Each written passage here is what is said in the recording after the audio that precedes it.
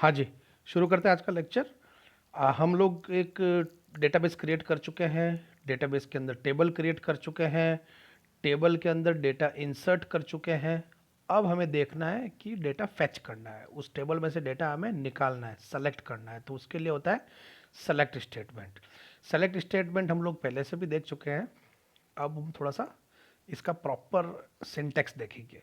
तो वही MySQL open कीजिए, कमांड प्रॉम्प्ट ओपन कीजिए, MySQL -u root space -p root use MySQL। हमारे डेटाबेस का नाम MySQL था, मैंने डेटाबेस को यूज़ कर दिया है। मुझे टेबल का नाम पता है, मेरी टेबल का नाम EMP, तो मैंने डायरेक्ट कमांड रन किया है सेलेक्ट स्टार फ्रॉम EMP। ये हम लोग हमारे पुराने लेक्चर्स में देख चुके हैं। हमें पता है कि ऐसा लिखने से EMP टेबल का पूरा डेटा हमें दिखने शुरू हो जाएगा। पूरा डेटा मतलब सारे कॉलम्स और सारी रोज।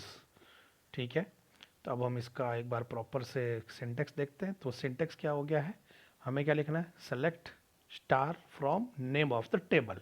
सेमीकोलन तो ऑफ कोर्स हमें हर SQL स्टेटमेंट के बाद लगाना ही है, तो यही हमने यूज़ किया है। अभी ये स्टार लगाने से क्या होता है कि टेबल के पूरे कॉलम्स, जितने भी कॉलम्स हैं, सारे कॉलम मेरे पास आ जाएंगे। ठीक है, लेकिन मुझे सारे कॉलम्स नहीं चाहिए, मुझे कुछ पर्टिकुलर डेटा ही चाहिए। तब क्या करूं, जैसे कि मुझे सपोज जो मेरी ये टेबल है इसमें से मुझे केवल चाहिए EMP ID, नेम और सैलरी। बस ये मुझे 3 कॉलम चाहिए, नंबर 1, नंबर 2 और नंबर 3। 3 कॉलम ही मुझे चाहिए, बाकी कॉलम्स मुझे नहीं चाहिए। तो कैसे करेंगे, चलिए देखते हैं। क्वेरी वही है, सेलेक्ट लिखो। आपने पहले स्टार लिखा था, स्टार की जगह पे आप कॉलम्स के नाम लिख दीजिए। उन कॉलम के नाम लिखो जिन जिन की वैल्यू आपको चाहिए। कॉलम 1 कॉमा, कॉमा लगा के, कॉमा कॉलम 2 कॉमा कॉलम 3, इस तरीके से कॉलम के नाम आप लिख सकते हैं। आगे same from name of the table. तो चलिए हम अभी देखते हैं हमारे एग्जाम्पल के अंदर। ये देखो हमने क्या लिखा है, सेलेक्ट कॉलम का नाम EMP ID, comma name, comma salary, from EMP। EMP तो क्या है, नेम ऑफ द टेबल, और मैंने 3 कॉलम के नाम लिखे हैं, EMP ID, नेम और सैलरी। तो ये 3 कॉलम की मेरे को वैल्यू आनी चाहिए। तो जब हमने इसको एग्जीक्यूट किया तो देखिए आप, पूरी टेबल नहीं आई है, केवल ये 3 कॉलम आए। EMP ID की वैल्यू आ गई सारी, नेम की वैल्यू आ गई और सैलरी की वैल्यू आ गई, और ये रिजल्ट मेरे पास आ चुका है। तो आप ऐसे कॉलम का नाम दे सकते हैं जिस जिस कॉलम की वैल्यू आपको चाहिए। कॉलम का नाम आप किसी भी सीक्वेंस पे दे सकते हैं, ऐसा नहीं कि पहले EMP ID ही देना जरूरी है। यहाँ पर आप पहले अगर नेम लिखेंगे, उसके बाद EMP ID लिखेंगे, तो आउटपुट में आपको पहले नेम वाला कॉलम दिखेगा, उसके बाद EMP ID वाला कॉलम दिखेगा। तो सीक्वेंस का कोई फर्क नहीं पड़ता है। और एक एग्जांपल देखते चलो। इस बार हमने देखो क्या लिखा है, सेलेक्ट नेम फ्रॉम EMP, केवल नेम। तो देखो आउटपुट में देखिए केवल नाम आया है।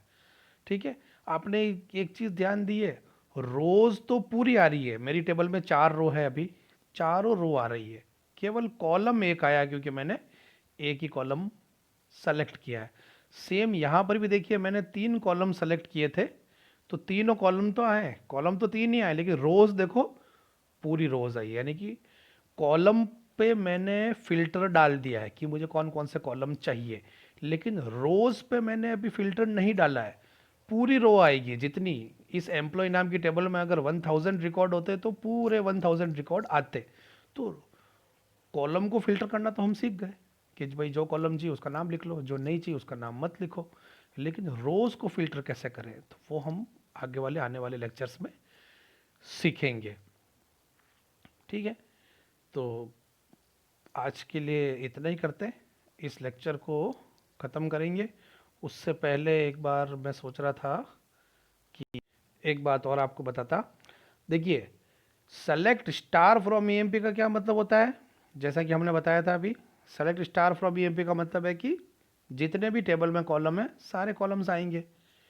क्या मैं इस स्टार को हटा दूं और पूरे कॉलम के नाम लिख दूं, जितने भी कॉलम है, EMP ID, नेम, सैलरी, जितने भी कॉलम है सारे कॉलम में लिख दूं, तो भी आउटपुट सेम आएगा।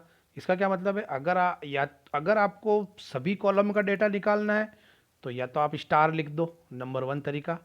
नंबर 2 तरीका, सभी कॉलम का नाम लिखो, 1 2 3 जितने भी कॉलम है सबका नाम लिखो या स्टार लिखो, एक ही बात है। ठीक है ना, तो इसमें कंफ्यूज नहीं होना है, हम स्टार से कॉलम के नाम रिप्लेस कर सकते हैं।